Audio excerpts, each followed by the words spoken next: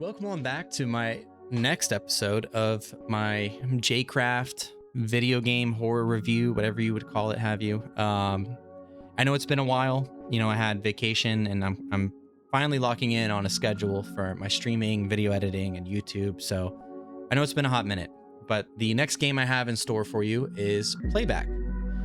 If you haven't heard of this game, you probably haven't because it's fresh and newly hitting the Steam market. As of the 30th of last month, it was made by a good friend of mine, TheHiddenRedPanda. I'll include all of their links down below. If you want to know more, jump into their stream, ask questions about the game. They have a very interactive stream with channel redeems, sound alerts. I always have a good time hopping in their stream. So, having said that, with this review and it being a first-time game and them being a good friend of mine, I wanted the game to, or the review rather, to be as unbiased as I could, but also as fair as I could, knowing that it's a first-time game. I mean, there are things in the game that are still not polished yet. So, who knows? Maybe when the game is fully released with full updates and content, I'll do another review and have a official, this is the finalized review that I give this game based on its current state. But I wanted to desperately review this game as quickly as possible. I watched other streamers play it. I watched TheHiddenRedPanda do little trailers here and there on his stream, and I was dying to get my hands on it. So I'm excited that I was able to finally stream it. Now, as many of you know, if you've watched my reviews before, there are going to be 5 sections. Each section is going to have 20 points each, amounting to a total of 100 points. And some of you may already know this, but no game yet has been able to get to the 90th percentile. There are certain sections that I grade very strictly on. And because of that, who knows? I'm waiting to find the game that breaks that barrier for me. It could be Playback in its earlier state. It could be Playback in its final state. Just tune in, watch this video to find out. So with that being said, each section is pretty straightforward. And I've gone over them before. In my first video, I went over them extremely in detail. And I don't want to do that every video. It's going to be very drawn out. So, we'll have gameplay and mechanics, story and atmosphere, then sound design and music, visuals and level design, and the replayability. Let's get into the first section, shall we? Gameplay and mechanics. So as you know, with gameplay and mechanics, right off the rip, I noticed in the settings that there are a couple keybinds for reload features, a weapon slot, and I did inquire about that with TheHiddenRedPanda, and they did say that there are features of gunplay in the works so that you can combat the monster. That'll be something we'll have to review. That is an aspect that I take into account when a horror video game that I play or review presents that. We did that with Fear. We broke down their whole entire system. And we're going to do that with Playback when we have finally an integrated weapons system. Rather than that, the gameplay felt extremely smooth. I was utterly surprised as a first game dev, very, very small studio. This game feels extremely well put together.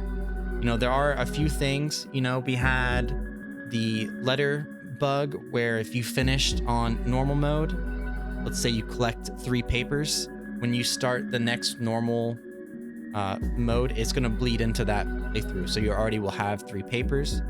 Because of that, I wasn't able to find all the papers in the game, and I want to play again to be able to find them all. Hard mode didn't have that bug. It correctly reset when you would lose the game. The other one was with the cinematic. I'll go more in detail with the cinematic in the next section, but there is an issue with the cinematic currently in the game where you can't finish it. It actually crashes your game. And there was I wouldn't say it's a bug. And this will go more so in the audio section, but there was a couple things with the sound effects. But like I said, this is a first time game and I just really wanted to get my hands on it to review it. So just keep an open book, an open mind when it comes to my review when I post this about this. Now the variety of jump scares was phenomenal in this game. Given that it is a chase horror game, the jump scares are never not going to be the same, and they're going to be different based on how you play the game. I mean, you see how I turn around right there and I'm gauging how close he is. If he's right up on me, it's going to scare the ever-living crap out of me.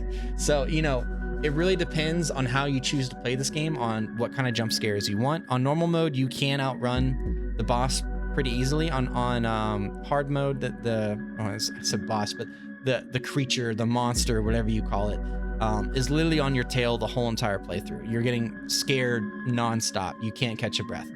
So the jump scares were phenomenal in this game. I'll go a little bit into the audio, because the audio was really, really well put together too, but that, you know, has their own section.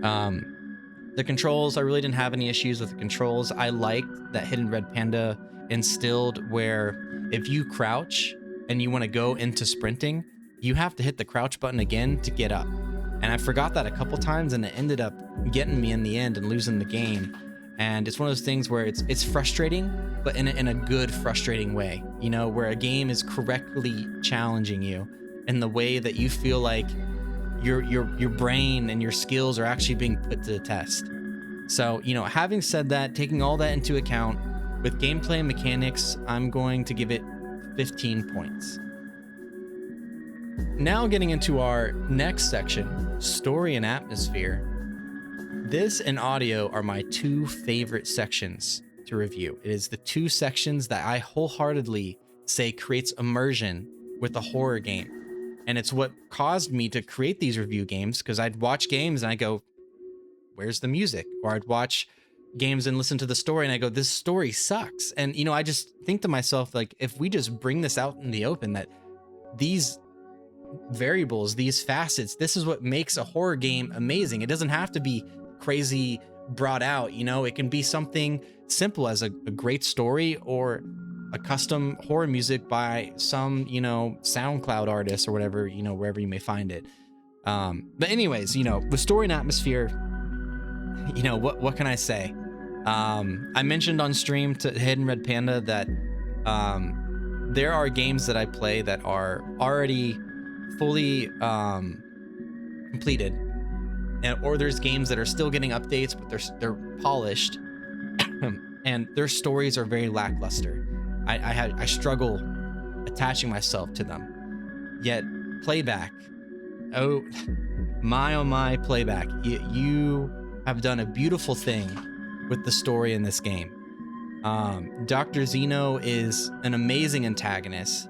You know, you get a letter at the beginning where he invites you to this Ravenwood town with a grand reopening, and you show up and everything is immediately not what it seems. And immediately from the get-go, you're wanting more. Each journal piece, each paper, each cassette tape you get, you're just craving that lore, that bit of that juicy story. And, you know, I will say, you know, with the cassette tapes, it was difficult to watch them because this game does not give you a break to watch them. It was mentioned in chat that there is a spot that you can get in between the bench and the VHS player, to where the monster will not move at all and you're able to watch the cassette tapes. I'm gonna have to figure that out, maybe off stream or on stream, because I do want to watch all of the cassette tapes. And you might be saying, you know, I know you're crazy about the story, Jcraft, but why do you want to watch all of the cassette tapes? Isn't that kind of boring? The cool thing about Hidden Red Panda and what he did with playback, right, is that he didn't only just get voice acting, which if you've watched my reviews, you know voice acting is a huge thing for me. I love when games do that. Not only did they do that, they took voice actors from their own community. And that's not a thing that's done. Like I have not seen that done anywhere. And that's what makes this game just a little pocket of enjoyment, where you have a game that has voice acting and you can hear the tone and the acting from the community, where, you know, it's not fully fledged paid actors, of course not. But when you listen to the audio and the cassette tapes, you know, I only got to listen to one. Hopefully I'll get to listen to more. You could tell they were trying their best because they cared about this project just as much as Hidden Red Panda cared about it themselves. And that is just a little thing that makes this game amazing. You might be thinking, well, you know, I feel like you're holding off. I feel like there's something else that makes this game amazing. There is. So with these type of games, you know, you might get a cinematic if you're lucky, and if you do, it's going to be pixelated or choppy, or not animated. You know, the captions on the bottom that you see these big streamers streaming. Which, speaking of, here's the cinematic. As you can see, Hidden Red Panda absolutely cooked with this cinematic. I mean, you see Dr. Zeno. He's got this weird outstretched hand. It's a full environment that you can walk in. Voice acting, story is developing. The only thing, and like I mentioned in the gameplay section, is that you can't finish the cinematic, which is the biggest teaser for me because I was left wanting more. I was absolutely devastated when I saw the game crashed, but I cannot wait for this to get finished because you don't see this in first-time games. You just don't. And the fact that you have it, you got to give credit where it's due. So, you know, with all of that bundled together with a nice little bow, I gotta give story and atmosphere 19 points. Bravo, well done. I don't give this section that many points because these games that I've been playing that are, you know, short one-shots have been struggling to hit the mark when it comes to story for me. So chef's kiss, hats off to the game dev. Can't wait to see what more you cook with. Now we're going to get into the next section that I thoroughly care about, which is the sound design and music. So I will say, for a first-time playthrough, in terms of the monsters sounds, they're absolutely insane. I mean, they are terrifying, no, mortifying to listen to while you're being chased, especially when you don't know where he's spawning and you hear him just gargling at you and you're trying to frantically find where he's at so you can at least control him in the chase. It was insane. But I will say, you know, the sound design section did take a little bit of a hit. The sound effects, you could hear yourself walking and the footsteps are very well put together. However, it's grouped in with an alarm sound that chimes in like halfway through the game. And there's not really any warning or text as to why this alarm siren is going off, how you can turn it off, the purpose behind it. It just turns on and doesn't turn off, especially in a game you can't pause. That was a little tiresome, I would say. Just after a while, it really kind of just, it almost puts you in a trance of like, you know, in an alarming state of like, I'm listening to this siren nonstop. So you had to turn the sound effects sound off, which, you know, I wasn't really a fan of that, but I know, you know, again, this is a first time game. My other thing is that the main menu had really, really good horror music that set the ambience to the game. And when you have something like a chase game, or any horror game rather, you want to be looking at every scenario, every facet you can, just to slide a little bit of background horror music in there. And I didn't really hear any of that in this game. You do that, and this game is going to fully set the environment for you. The chase, it could have a different music that switches to, or, you know, you get a journal, some, you know, shifts, or even just, you know, every now and then just some music plays for a little bit and then turns off. I think that would really redefine the game, and I just didn't get it here. I didn't hear it there. So that's a little disappointing, but, you know, I'm sure there's something behind game dev, especially first time game dev, that maybe we can become privy to, of, you know, why that is. It is, you know, who knows. But yeah, you know, the random sounds, the muffled demonic voice, it definitely really set the tone for the chase. I'm gonna play this game a lot more, so I'm sure I'm gonna grow tired of the voices, which just comes with any type of chase game. You know, there's really nothing you can do to prevent that. It's just the way it is. But for any player or streamer that wants to play this game for a first time, those sounds are gonna knock them off their feet. I'm really excited to watch first time playthroughs to see how they handle that. But you know, with everything being wrapped together, and having said that, I'm gonna give the sound and music design 11 points. I know it's a little on the lower side, but as I've mentioned before, story and sound are the two that I grade the hardest. It's the two things that I look for the most when I'm doing these reviews. So, you know, I can't wait for the polished official release of the game, and we can do a reassessment of the review and see, you know, how much it improves. Our next section we're going to get into is visual and level design. I will say at first, this visual and level design was probably going to get a relatively low score, just because the lighting in Ravenwood is rough. It's really tough, and I've noticed it's really hard for horror games to kind of hit the mark on too much lighting versus too little. It's a real sweet spot because you can use the darkness to play off the horror. But then I played Cemetery, and Cemetery was perfectly put together. I mean, even the dark points when my flashlight was dying out, I could still use the mist in the background to see outlines. Certain areas were well lit, certain areas weren't. With Ravenwood, I would say maybe a lantern or something here or there that could be like a waypoint for the player to go to when it comes to the chase. They can conserve battery time, or if their battery runs out, they can live straight off the lanterns. I got to get from the lantern in this front store to this bench or something. It doesn't have to be completely well lit, but I do think that the lighting was very, very rough. When it came to the cemetery, the environmental detail was absolutely insane. I know that Hidden Red Panda mentioned in my stream that they took the asset off Unreal Engine that for the cemetery that's used for a lot of other games. But you can just see that, even having said that, the detail that was added, the foliage, the decorated books, the well-lit area, I was loving every second of playing this. The cemetery was my favorite. It was so much fun to play through. And then I know that this also, for level design, I kind of did like a null and void in my mental note when going through the review system, just because when it comes to chase games, it's the same level. The challenge is in the chase, collecting the items and beating the objective and getting the story. When it comes to level design, it's really not fair to assess when it comes to horror chase games, so I just kind of took that out. It's the same level, it's not changing, and I'm not going to grade negatively because of that. That's not fair.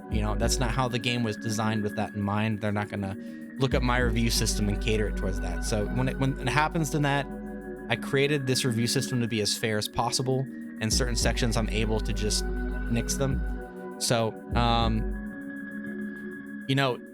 the graphics were very clean, even still. Having said that, even with Ravenwood, when the light was on, the flashlight on, and seeing every little poster and detail that was taken into account, and Ravenwood looked almost in disarray.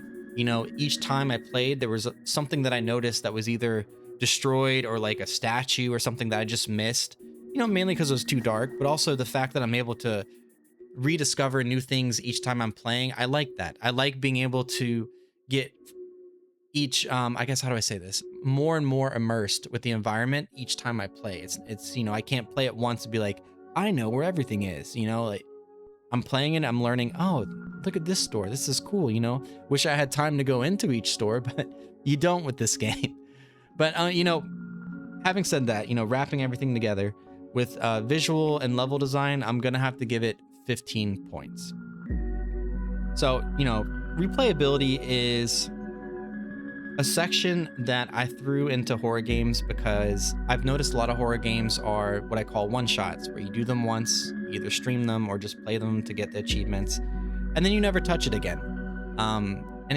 For some games, this really hurts their score, and that's why I put it in there, because I want to hold horror games accountable for not just being, something you just push out on a Steam for a one-time playthrough, and people either refund it, play it, say it's pretty good, and then don't touch it again. I think it's something that definitely needs to be brought up. And because of that, a few games have scored well, but most of them have not. And that's, again, it's a reason why I include this section. But I will say, with Playback, it hit right on the mark.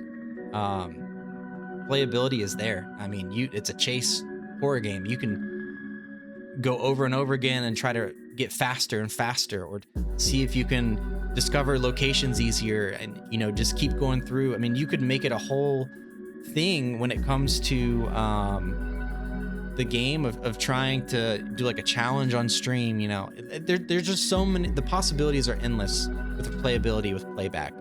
And, you know, the range of difficulty for this game is actually, it's nuts. I mean, you know, the cemetery, the normal mode, they kind of bridge you in saying, you know, okay, here, I do kind of wish that cemetery is listed as like, you know, the easier mode, maybe to play first. I know it does say play cemetery after playback, but hard mode on playback is like the deep end. It really throws you in there and says, good luck.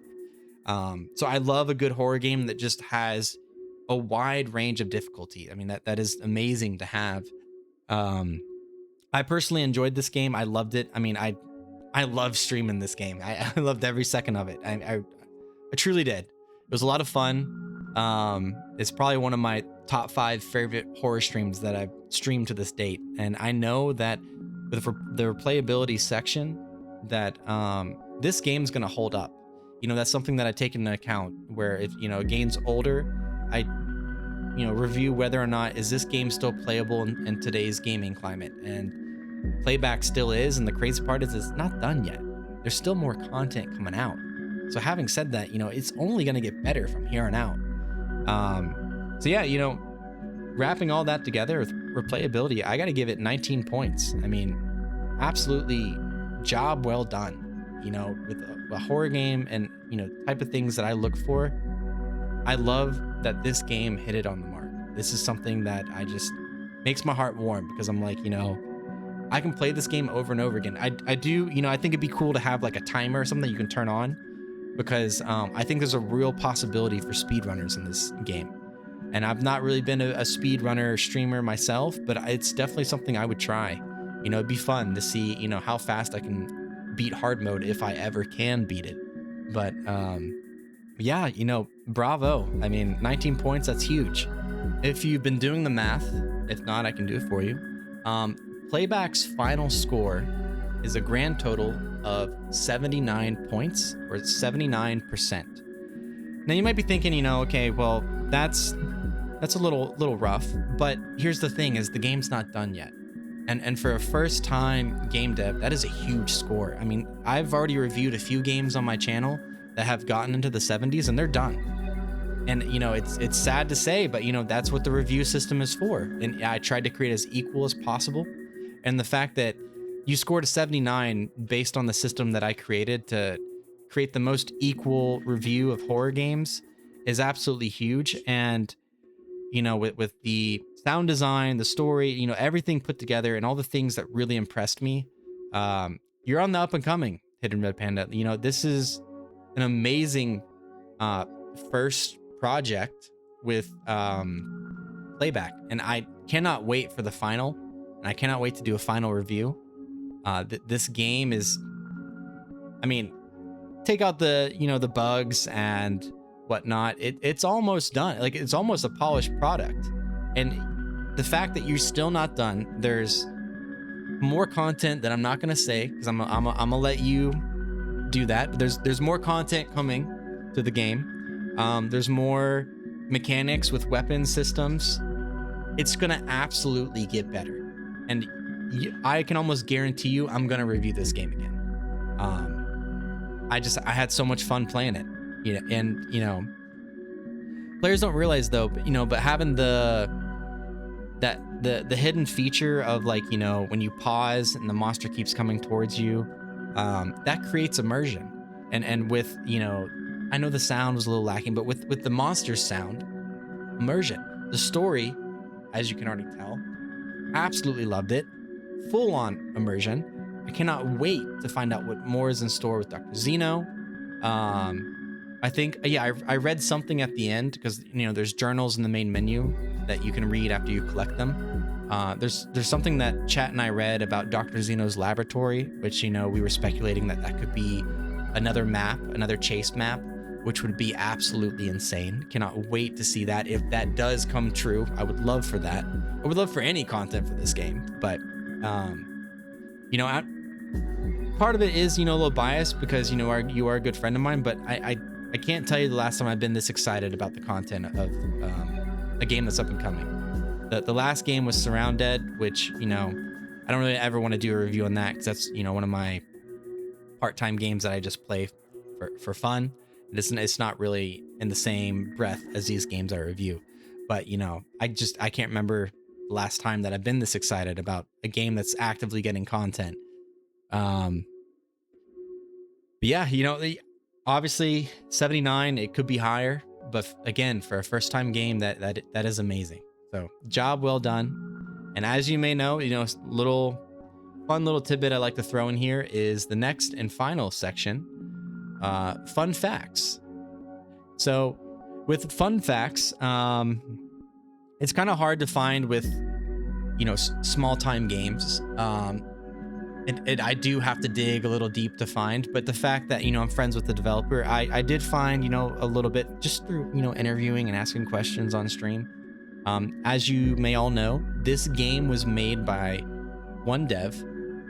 It took them 6 years to develop this game, and they put their heart and soul into this. And you can tell with each step, each sound, each story development that this is their baby, and it is absolutely amazing.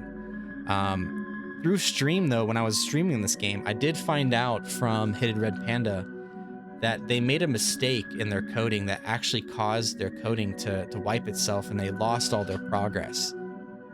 It's just crazy to think that, you know, all of this just got lost with the mistake, and they had to rebuild it back up. So, you know, absolutely crazy. My last fun fact is TheHiddenRedPanda started with zero programming knowledge, zero game dev knowledge. I mentioned this on stream. TheHiddenRedPanda is a horror variety streamer. They play a ton of horror games, and they just realized that, you know, I love these games, but I want to make something that represents me and my community and something I'm passionate about. And I guarantee you go on Steam and find this game, you will know exactly what I'm talking about when I say that you can see every ounce of passion that TheHiddenRedPanda put into this game. So having said that, that concludes my review on Playback. I hope you all enjoyed this review, enjoyed the gameplay as it released yesterday, as much as I did streaming it, playing it, reviewing it, clipping it. I had so much fun. It's just, you know, this game reminds me just why I do this. You know, I just purely love it for the love of the game. So can't wait for more content to come to this game to do a final review. Thank you all for tuning out for JCraft's horror game review. Thanks all.